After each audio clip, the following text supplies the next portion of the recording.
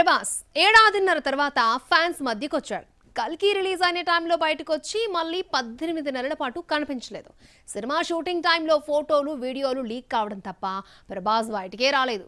Darling ని చూసి చాలా కాలం అయింది. ఎలా ఉంటాడు అన్న ఎగ్జైట్మెంట్ ను రాజాసాబ్ ట్వీట్ చేసిందో లేదో ప్రభాస్ లుక్ పై చర్చ స్టార్ట్ అయింది. రాజాసాబ్ ప్రీ రిలీజ్ వేడుకను జనవరి మొదటి వారంలో పెడతారు అనుకుంటే యుద్ధ ప్రాతిపదిక మీద సన్నాహాలు చేసి 2 రోజుల్లో అంతా పూర్తి చేసేశారు. మొత్తానికి ప్రీ రిలీజ్ ఈవెంట్ ఫ్యాన్స్ సమక్షంలో గ్రాండ్ గా జోష్ గా సాగింది. ప్రభాస్ కూడా ఎప్పుడూ లేనంత హ్యాపీ మూడ్ లో కనిపించాడు. గతంతో పోల్చుకుంటే ఎక్కువసేపే మాట్లాడాడు. మారుతి భావోద్వేగానికి లోనైనప్పుడు ఓదార్చడం, తమన్ని హగ్ చేసుకోవడం, ఇలా రాజాసాబ్ ఈవెంట్ తో ఖుషి అయ్యారు ఫ్యాన్స్. ప్రభాస్ రాక బయటకు వస్తే ఆయన లుక్ పై మళ్ళీ చర్చ స్టార్ట్ అయింది.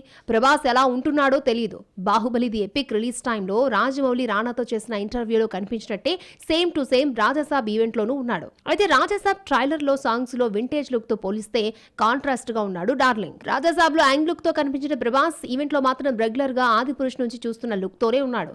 ఏమాత్రం తేడా లేదు. అయితే ఈవెంట్ కు వచ్చిన ఫ్యాన్స్ మాత్రం ప్రభాస్ రాజాసాబ్ లా వింటేజ్ లుక్ తో కనిపిస్తాడు అనుకుంటే షాక్ ఇచ్చాడు. సందీప్ వంగా స్పిరిట్ మొదలైంది. ఆల్రెడీ ప్రభాస్ ఒక స్కెడ్యూల్ ని పూర్తి చేశాడు. పోలీస్ ఆఫీసర్ గా డిఫరెంట్ లుక్ తో కనిపిస్తాడు అనుకుంటే ఆ ఛాయలేమీ కనిపించలేదు. డార్లింగ్ అక్కడ కూడా రాజాసాబ్ లా టెక్నాలజీతో మ్యాజిక్ చేస్తాడేమో చూడాలి. రాజాసాబ్ ఈవెంట్ లో ప్రభాస్ పెళ్లి టాపిక్ వచ్చింది. ప్రభాస్ ను పెళ్లి చేసుకోవాలంటే మాకుండాల్సిన క్వాలిటీస్ ఏంటని అడిగితే అదే తెలియక ఇంకా పెళ్లి చేసుకోలేదంటూ సూటిగా చెప్పేశాడు. 46 ఏళ్లొచ్చినా ఇంకా కాబోయే భార్యకుండాల్సిన క్వాలిటీస్ పై క్లారిటీ లేదు కాబట్టి ప్రభాస్ పెళ్లి గురించి ఫ్యాన్స్ కూడా మర్చిపోయారు. ప్రభాస్ గారిని పెళ్లి చేసుకోవాలి అంటే మాకు ఉండాల్సిన క్వాలిటీ ఏమిటి? అదే తెలియక ఇంకా పెళ్లి చేసుకోలేదు.